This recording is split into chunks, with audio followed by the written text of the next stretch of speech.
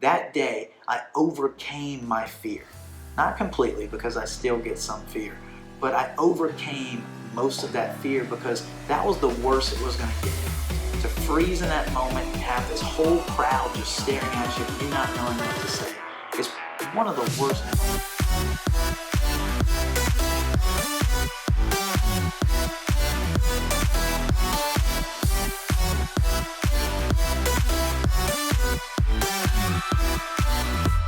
Thanks for joining us again here on Empire Your Life. I'm so excited to get into part 2 of getting outside of your comfort zone today. And then don't forget about part 3 tomorrow, where we're going to cover some practical things that you can do in your everyday life to maybe make some changes and continue to stretch and grow outside of your comfort zone.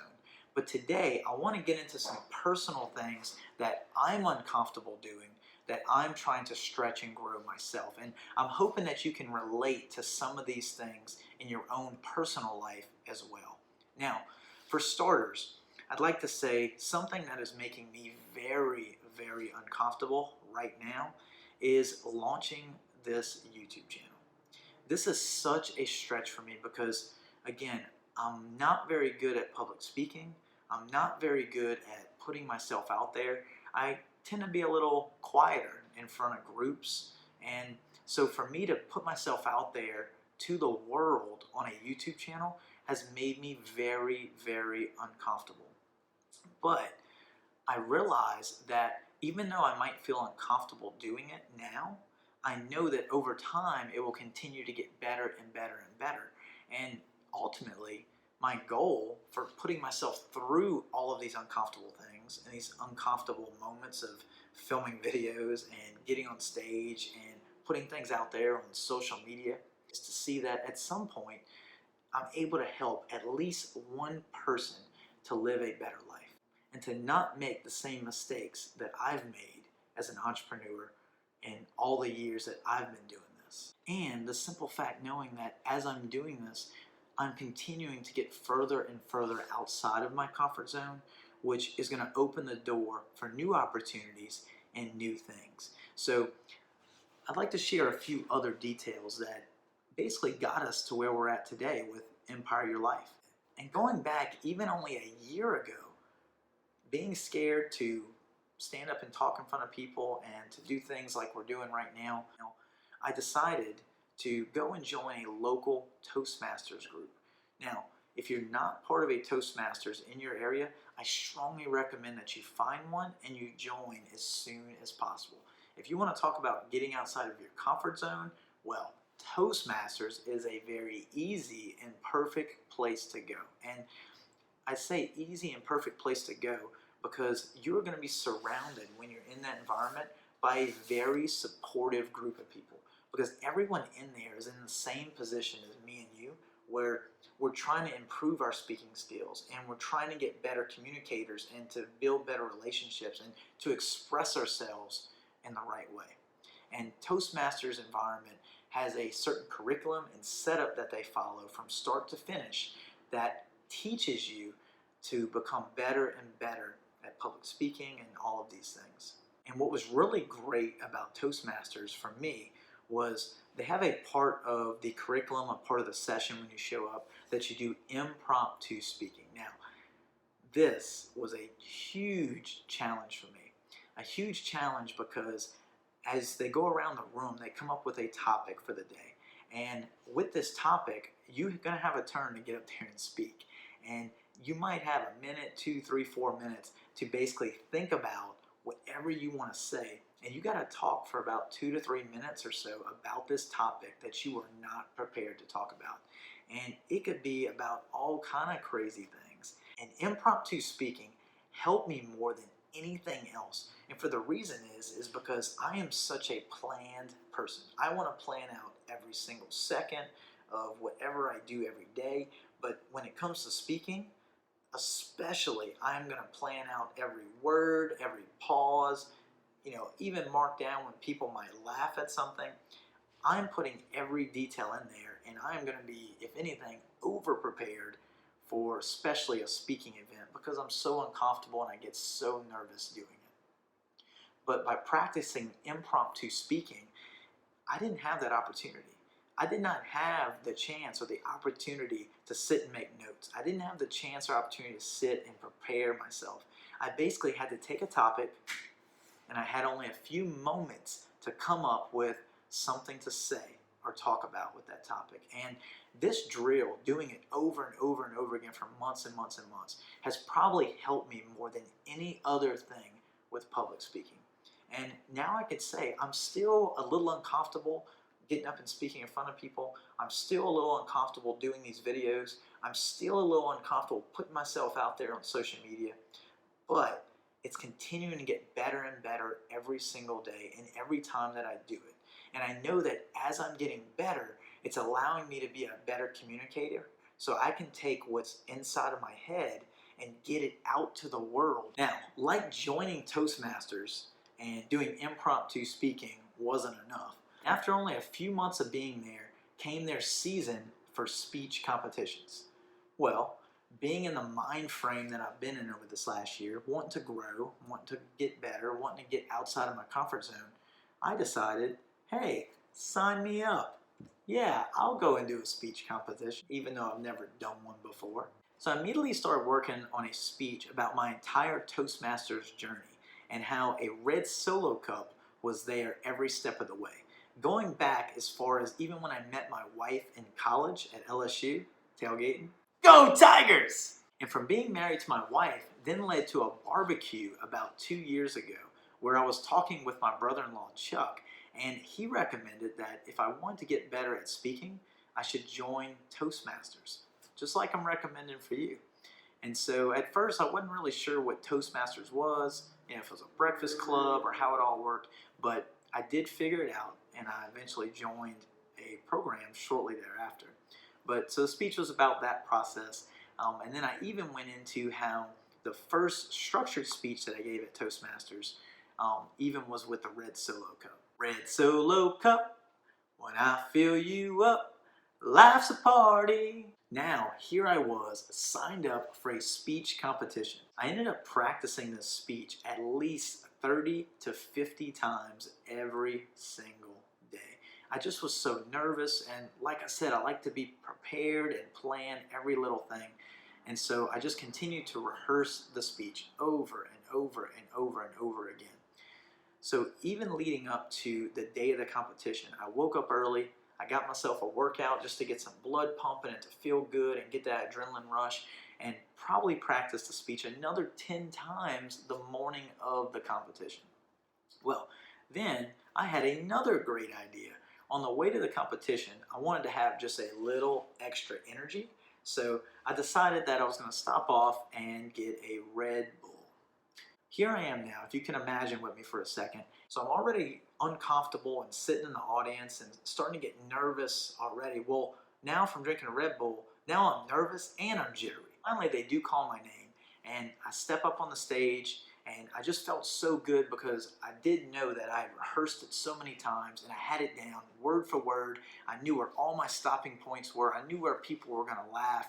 I just felt really confident at that point. Well, that changed pretty quickly because I got about 5 seconds into the speech, maybe 5 lines, and then I completely froze. I could, for the life of me, could not remember what that next line was. I had never been in that situation before, even though I've always struggled with public speaking, but this was the very first time that I've ever completely froze in front of a large audience of people. Just for your own personal enjoyment, I'd like to show you a clip from that day so you could see that we all have things to work on, and we all start from somewhere. Fellow Toastmasters and honored guests, cheers. Does anybody love a red solo cup as much as I do?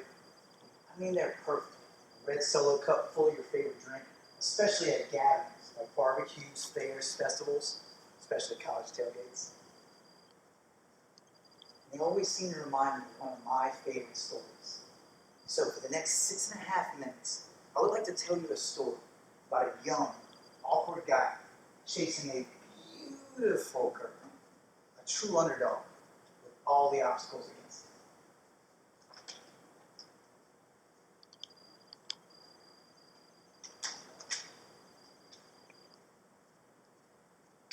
I hope you enjoyed that video clip and you can relate that experience to your own life. I'm sure we've all been there a time or two, whether it's standing up in front of maybe some coworkers to talk about something at work, or maybe you've had to say something on stage before, or even giving a speech at, say, somebody's wedding. You've had to put yourself in that same position and maybe felt those nerves, or maybe you even froze yourself. And it's not a very pretty place to be, because really, I froze for probably about 2 seconds, but if you've been in this situation before, you'll know what I'm talking about. That 2 seconds feels like an eternity. So now I want to get into how this story relates to getting out of your comfort zone and how it can have a positive effect on not only your life, but have a positive effect on everyone around you. You see, in that moment when I froze and it felt like an eternity, I had 2 choices to make. I could have either, one, just stopped what I was doing, said thank you, walked off stage, and would have probably never went back to Toastmasters again. I definitely would have never stepped on stage again. And I would have really had a sense of just disappointment that I wasn't able to finish and I wasn't able to stand up and do what I wanted to do. Now, choice 2, which was the path that I decided to go, and which really has made all the difference, is I decided in that moment that even if I couldn't think of another single word to say, I was going to stand there until the timer was up, which is about 7 minutes on the speech competition, for that speech competition that I was doing. So I was willing to put myself out there, and I was going to stand there and not say a single word if that's what it took. But the one thing I wasn't going to do is I wasn't going to quit. I was already up there. I was already uncomfortable.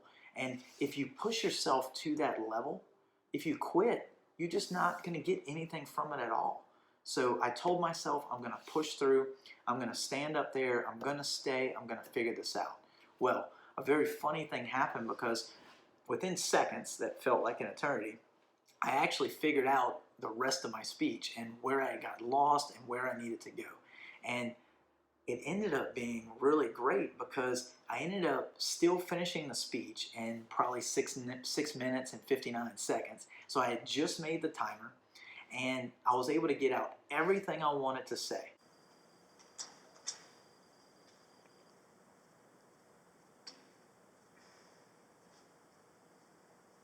This story starts in 2005. And I was in my 2nd year at LSU. That was okay. That was okay. You know, I know we're at Southeastern today, but I expected there would be at least a few more LSU fans here in the room. You're in luck, though. I do have something that may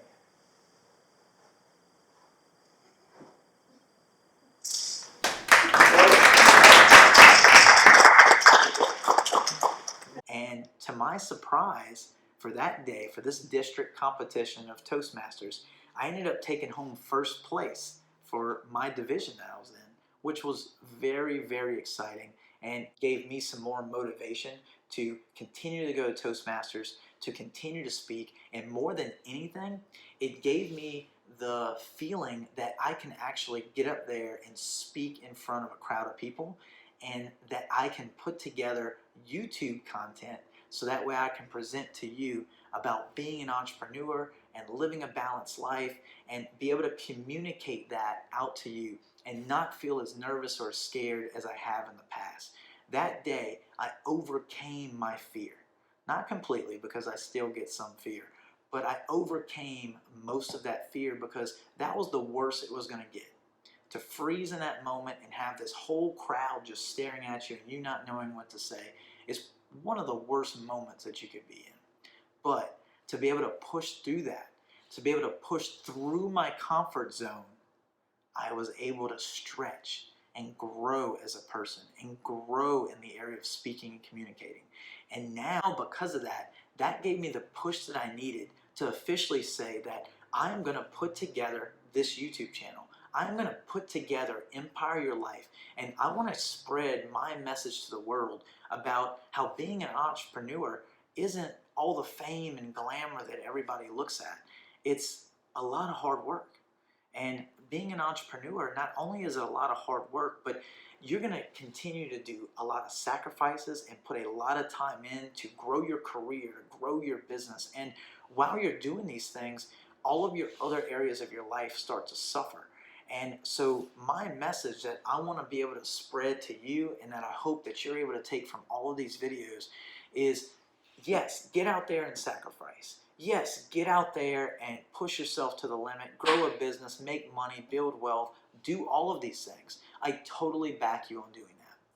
But the thing I want you to think about is, as you're doing these things, really take a moment to look back at all these other areas, your spiritual life, your physical fitness, your mindset, your relationships. Do not let those areas suffer just because you want to make money and advance your career. I guarantee you can have fun and enjoy life and have a true sense of fulfillment and happiness without having as much money or without having a huge, big business. So keep that in mind, because one day eventually, if you do get to that point of having a huge business or making a lot of money, you're going to realize that you still want more. That's not the end of the road, and it never will be. The end of the road and the place of true happiness is finding that balance in all these 7 areas. And that's what we're here to talk about. And because of me getting outside of my comfort zone that day, it gave me the confidence that I needed to be able to put together this content, to be able to put together this channel, and to be able to put my message out there to the world. And hopefully, if anything, just help to make one person's life that much better. So no matter how uncomfortable I feel releasing these videos, starting a YouTube channel, I am going to continue to push it this entire year and beyond. Every Tuesday, look forward to some videos coming out, and I hope as this process continues, I want to continue to create better and better content for you and for me as we grow together as entrepreneurs and also just as well-rounded people. So I hope you enjoyed part 2 of this short series about stepping outside of your comfort zone. Now, at the end of our first video, part 1, I had you leave a comment about some things that you might feel uncomfortable doing. Now, at the end of this video, I would love to see some comments with some more personal stories about maybe something that you stepped into an uncomfortable position, or you put yourself out there in an uncomfortable position and you were able to grow from it. I would love to hear these inspirational stories. So please comment below. And for those that haven't already, go ahead and hit that subscribe button so you can be connected always with the community that we're building here. And remember to tune in tomorrow for part 3 of this short series about stepping out of your comfort zone, because tomorrow we're going to be talking about some practical applications that you can apply in your own life. Thanks for tuning in, and as always, remember to get out there and build your empire.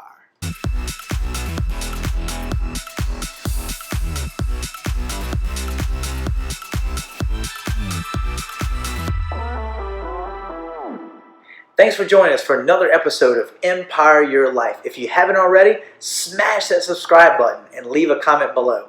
We want to connect with you. We'll see you next time. Get out there and build your empire.